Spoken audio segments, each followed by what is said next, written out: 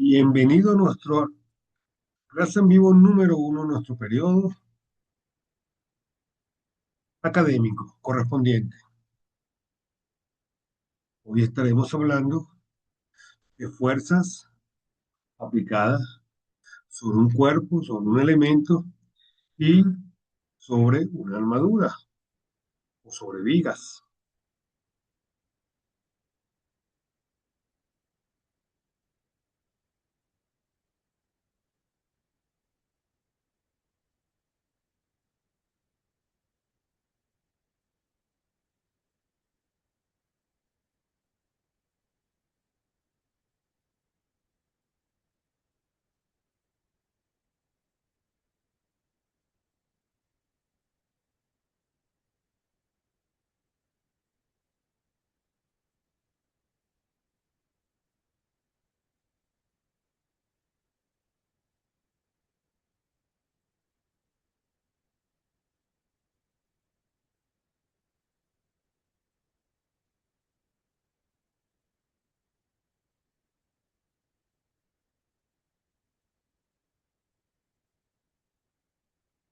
Entonces, nuestro encuentro o nuestra clase en vivo número uno estaremos hablando de fuerzas aplicadas sobre un cuerpo rígido y análisis de estructuras.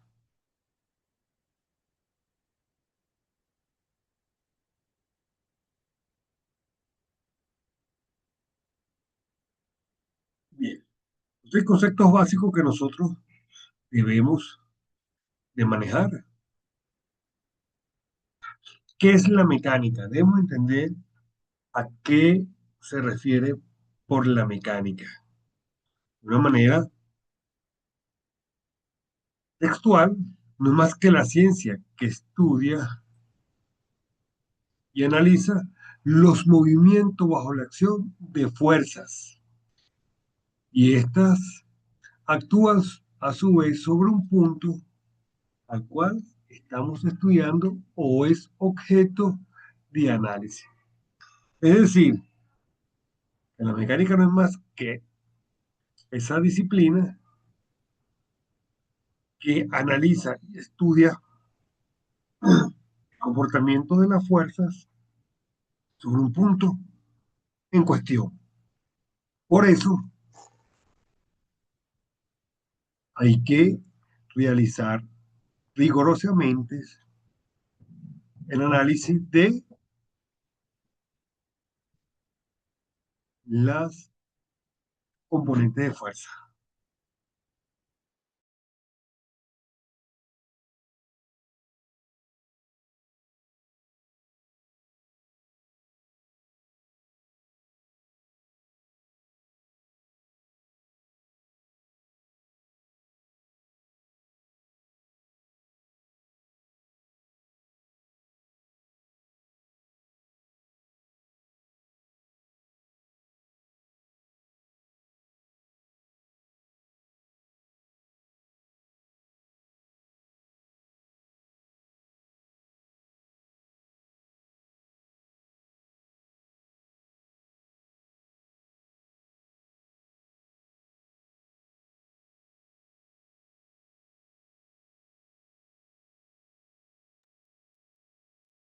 En tal sentido,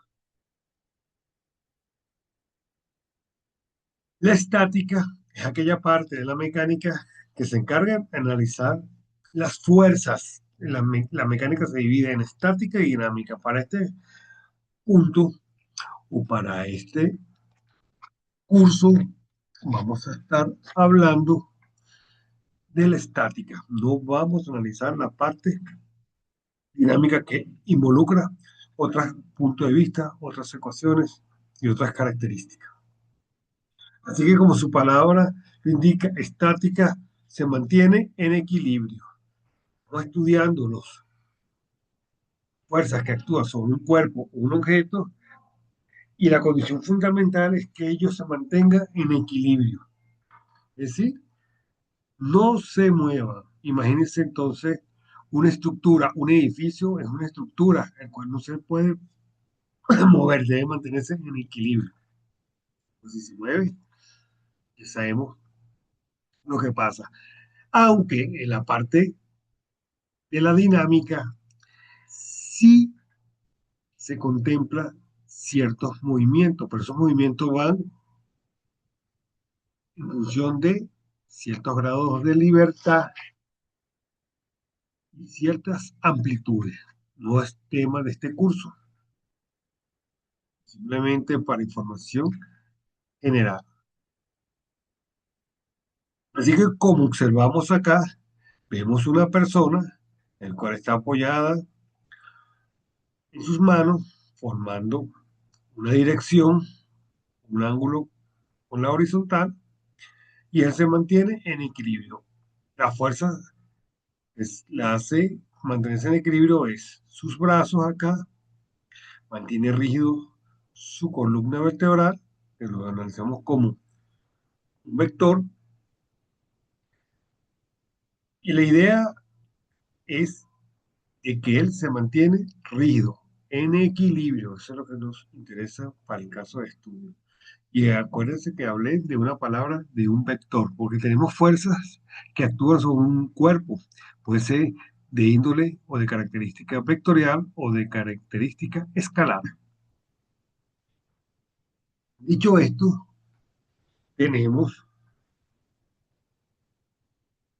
hay dos grandes magnitudes, las vectoriales y las escalares. Así que la escalar no es más que una cantidad, es un tamaño, es un módulo. Tenemos ahí una serie de ejemplos como temperatura, volumen, masa, rapidez y distancia, entre otros. Y tenemos la magnitud vectorial, el cual tiene, además de módulos, qué cantidad o tamaño posee dirección y sentido, lo cual se puede representar con una punta de flecha. Entre algunos de los ejemplos de una magnitud vectorial tenemos fuerza, velocidad, desplazamiento y aceleración. No se deben confundir las magnitudes escalares con las vectoriales, por lo que he dicho acá y por lo que se visualiza en nuestra gráfica. Dicho esto, tenemos tres principios básicos de la mecánica clásica: conservación de las masas, conservación de la energía y conservación de la cantidad de movimiento. La masa es intrínseca,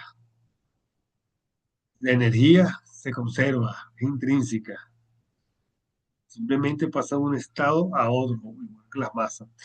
Y la cantidad de movimiento pasa también de un estado a otro, de reposo a movimiento, lo que es aceleración, después se convierte en desaceleración, velocidad y disminución de velocidad. En este sentido, entramos en detalle con lo referente al álgebra vectorial. Como observamos en la imagen, tenemos un vector, la suma, tenemos un vector A y tenemos un vector B, y la resultante es la suma de ambos vectores. Aquí se ve A flechita arriba más B flechita arriba, el cual me está indicando que estoy sumando dos vectores, el vector A más el vector B. Y ese es el vector resultante. En este sentido, habíamos dicho que los vectores, las cantidades vectoriales, tienen módulo, dirección y sentido. Acá vemos en esta sección de color azul un vector que tiene un módulo que va desde el origen hasta el final. Ese módulo es su cantidad, su tamaño. Tiene una dirección, el cual es el componente, en este caso tomamos como referencia la horizontal, la cantidad de grados correspondiente a su horizontal, y tenemos un sentido. El sentido lo denotamos en este caso como una punta de flecha, una punta de lanza. Y en este sentido podemos decir, bueno, él va en sentido noreste. ¿A qué? Vean acá, tenemos noreste. bien, entre el norte y el este. Así que el módulo, ya dijimos, ese valor numérico que me indica tamaño o intensidad de la cantidad o de la magnitud vectorial. Dirección, orientación del segmento de recta que lo contiene en la dirección. En este caso, estamos tomando como referencia con respecto al horizontal, el eje de las X, una cantidad de grados determinado. Y sentido, como lo habíamos explicado, indica la punta extrema de una flecha. Tenemos un cuerpo en el punto A, acá, el cual tenemos asociado sobre ella o actuando sobre ella dos fuerzas, una fuerza P y una fuerza Q de diferentes magnitudes, una de 40 y otra de 60, y a una dirección con respecto horizontal de P de 20 grados y de Q de 25 con respecto a P, o si lo vemos con respecto horizontal sería de 45 grados. De manera esquemática observamos y vemos acá que se refiere a nuestra álgebra vectorial y la diferenciación de los módulos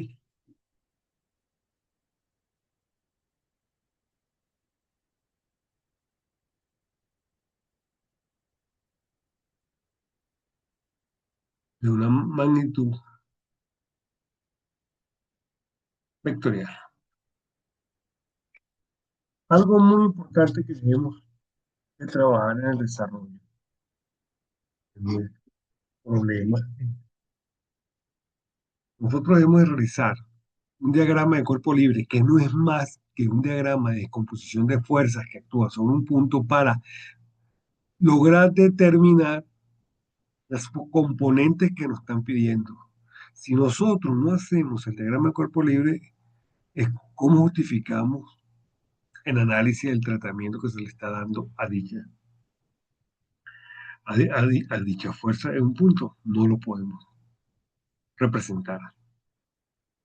Así que el diagrama de cuerpo libre DCL representa una visual aislada, es un zoom que se está haciendo, a un objeto en el cual muestra todas las fuerzas externas que actúan sobre él o sobre este. Y nos sirve para simplificar los problemas mecánicos, ya que permite estudiar un cuerpo de forma aislada con respecto a su entorno. En este sentido, es la importancia de nuestro diagrama de cuerpo libre.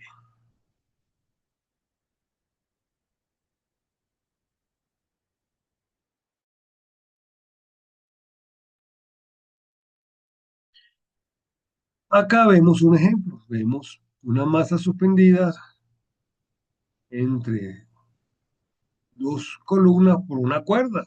Esta es la masa y esto sería nuestro diagrama de cuerpo libre, esto que tenemos acá, que estamos representando.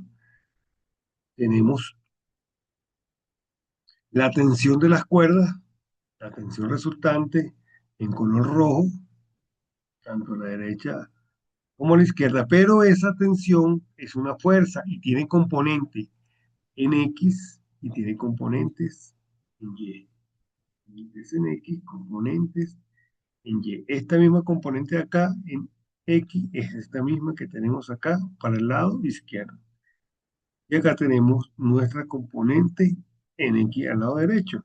Entonces, cuando estamos estudiando cuál sería nuestra componente, el valor de nuestra componente horizontal, no es más que el valor de la tensión multiplicado por el seno del ángulo o por el seno de la dirección de dicho vector con respecto aquí a la vertical, en este caso. ¿Bien? Dice que se está haciendo con respecto a la dirección respecto a la vertical, a la eje de las Y. Si fuese con respecto a la horizontal, ya no sería seno. Bien. Tenemos adicionalmente un peso, que es una fuerza que es masa por gravedad, que va siempre hacia abajo.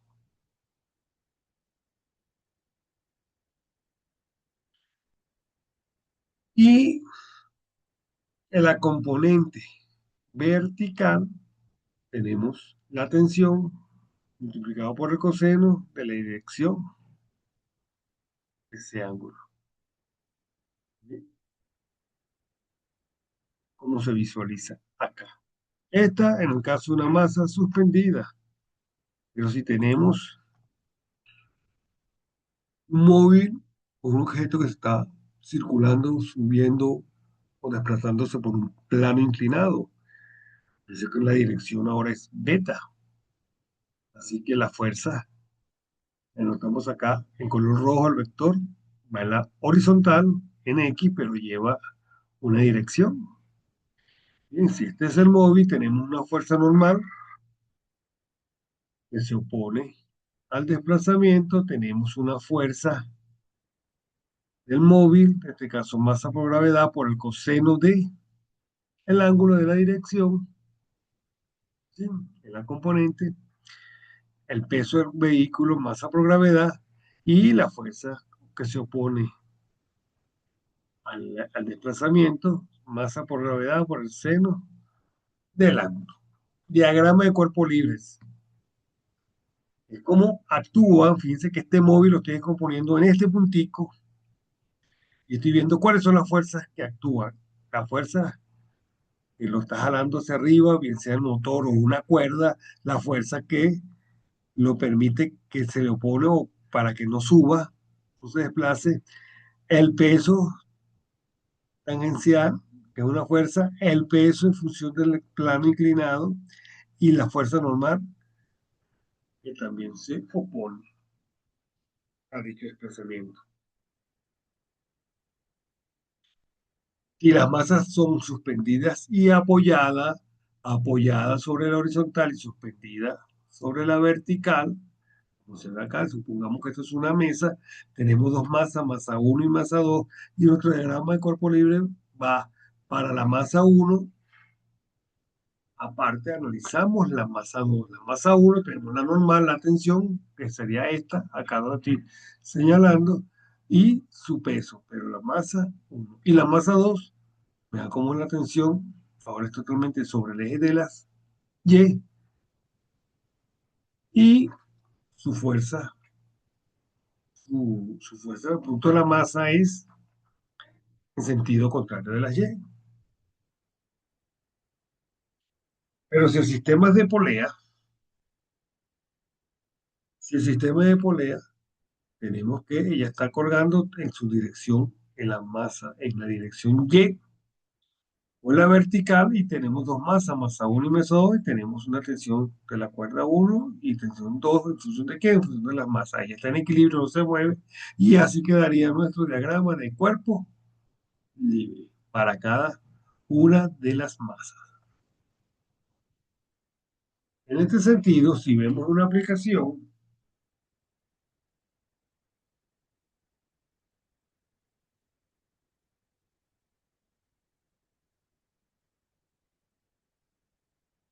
como nos indica allí,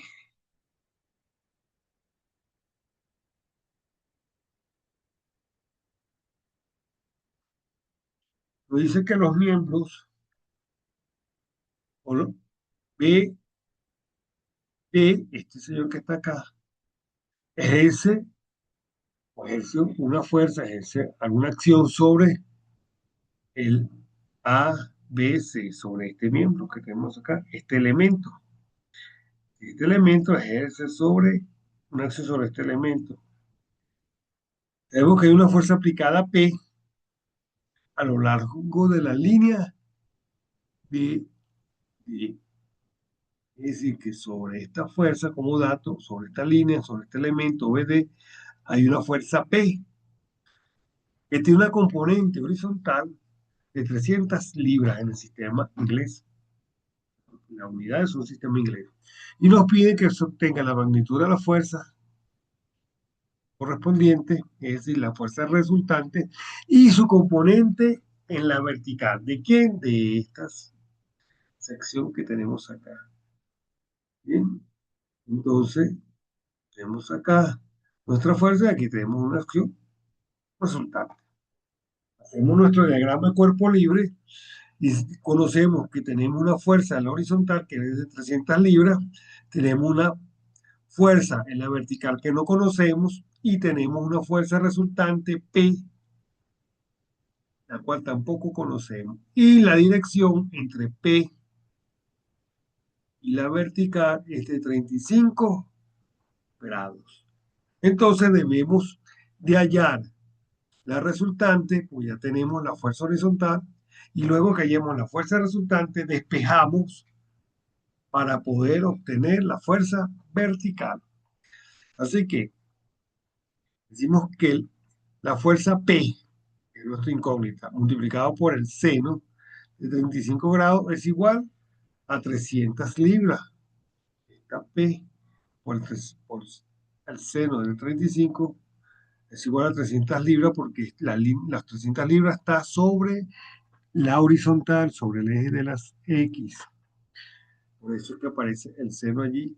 Despejamos P como incógnita, nos queda 300 libras divididas para el seno de 35 grados.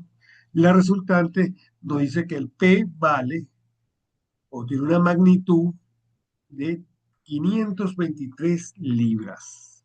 Son libras fuerza. La fuerza resultante la acabamos de obtener, que es la opción, la categoría A. Y ahí tenga la magnitud de la fuerza. Ahora debemos hallar su componente vertical. Su componente vertical la llamamos PY o PB, como estaba en el diagrama de cuerpo libre, y nos dice que, bueno, es la fuerza resultante por el coseno de 35 grados, porque ahora es esta fuerza que vamos allá, que nos pide. Esta que tengo acá, marcando con el cursor. Tenemos que la fuerza resultante es de 523 libras fuerza multiplicado por el coseno de 35 en la dirección. Nos dice que la fuerza en Y es 428 libras. Piensa que la fuerza resultante es mayor que la fuerza horizontal y que la fuerza vertical, porque como en las láminas anteriores es suma de ellas. Bien, entonces acá solucionamos, obtuvimos la solución indicada a los datos solicitados. Acá otro ejemplo de aplicación, tenemos una fuerza vertical de 100 libras, esta señora que tenemos acá, que se aplica al extremo de esta barra, en el punto A, el cual genera una palanca, bien, y las secciones de 0 o de O a A tiene una distancia de 24 pulgadas y tiene una dirección con respecto a la horizontal que es 60 grados. Entonces nos dice, bueno, ¿cuál sería el momento de la fuerza de 100 libras con respecto al origen? Esto va a rotar de esta manera. Va a rotar desde A hacia O, hacia el origen, en sentido horario, en sentido de las manecillas del reloj.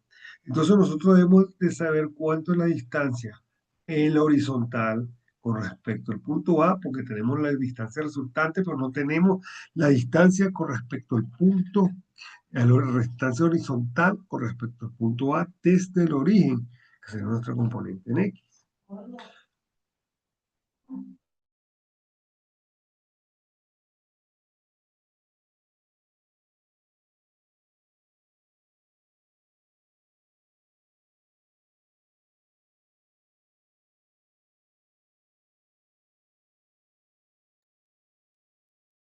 Bien, en este sentido, obtenemos que la distancia es de 24 pulgadas. La distancia total es de 24 pulgadas multiplicado por el coseno, que es con respecto a mi distancia horizontal de 60 grados. La distancia desde el origen a la aplicación de la fuerza en el punto A es de 12 pulgadas. ¿Y cómo conocemos que fuerza es de momento igual a fuerza por distancia, que es una palanca?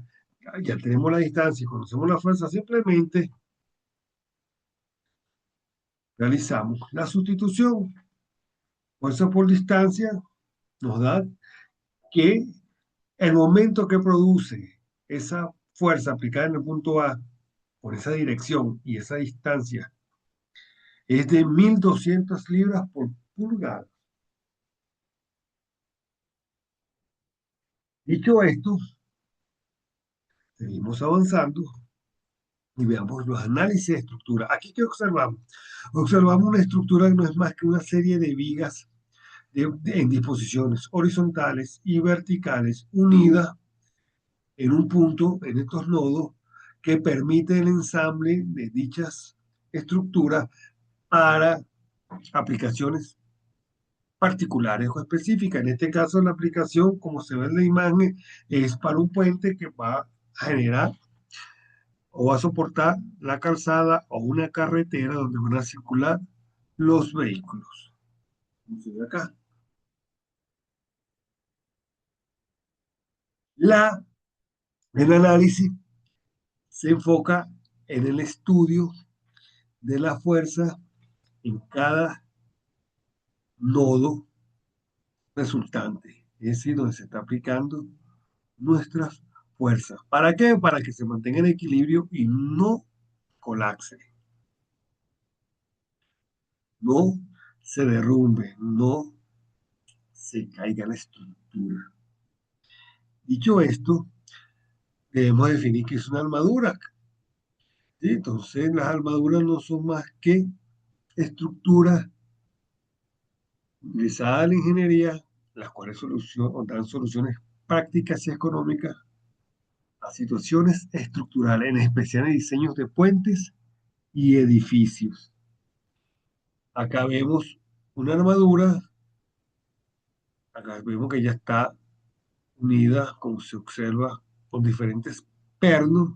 Y nosotros decimos, bueno, un equivalente, en vez de tener, en este caso, que tenga 4 o 5 pernos, voy a colocarlo para simplificar con un solo punto de un pasado, un solo punto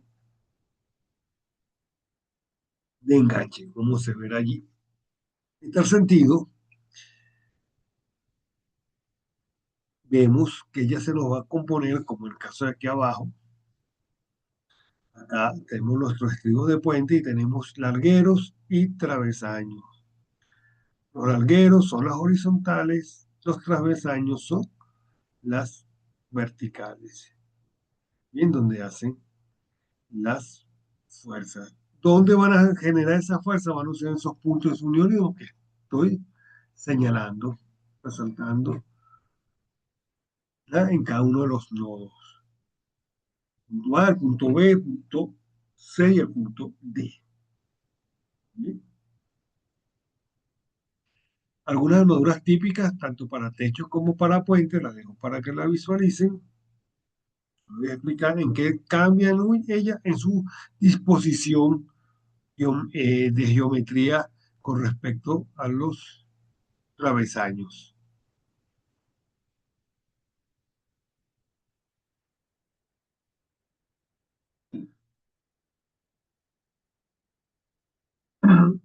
Entonces, los armaduras mediante el método de nodo no es más que analizar la armadura donde los nodos involucrados, objeto de estudio, lo vamos a descomponer y lo vamos a realizar un análisis en profundidad. Dice que los puntos de apoyo en este caso de armadura es A y B, decimos que ahí existen las reacciones A y la reacción en B, y en el punto D tenemos una fuerza P. Entonces, ¿cuáles son los nodos involucrados? En este cuadro vemos que tenemos involucrado nodo A, nodo D, nodo C, bien, y nuestro nodo B. En tal sentido, se observa cómo tenemos cada uno de los diagramas de cuerpo libre. Tenemos una columna donde muestran los diagramas de cuerpo libre de de la fuerza de acción sobre cada nodo, y tenemos la otra columna que nos muestra las poligonadas de fuerza. Es decir, en el caso voy a citar el nodo A, solamente tenemos una reacción en A, denotamos con un vector que sube, RA, y tenemos un segmento, una línea segmentada que me dice, bueno, la fuerza que actúa desde A hasta el punto C. Y tenemos una fuerza que actúa desde A hasta el punto D. Ese sería su diagrama de cuerpo libre. Y la poligonal completa, fíjense cómo se cierra el polígono. Sobre el punto A, una fuerza desciende y la otra sube. Y esta va en este sentido. Bien. Y así sería entonces el análisis de cada una de las fuerzas sobre cada punto. En el caso de armadura, así deben de realizar el análisis para tener la solución correcta y perfecta de los problemas.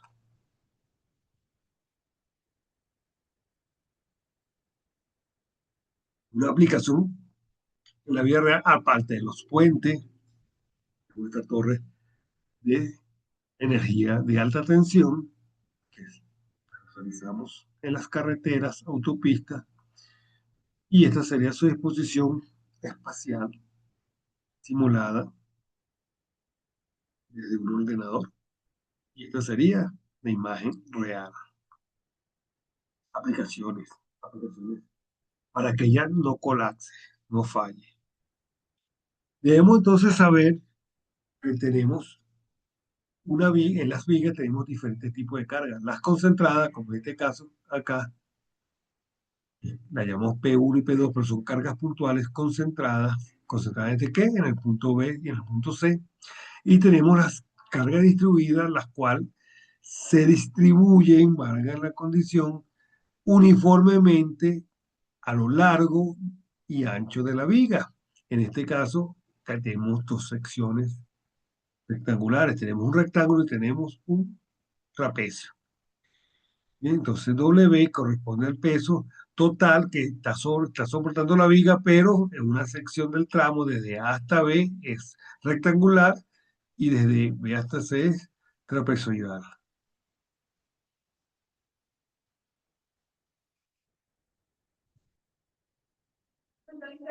Por favor, rapidito.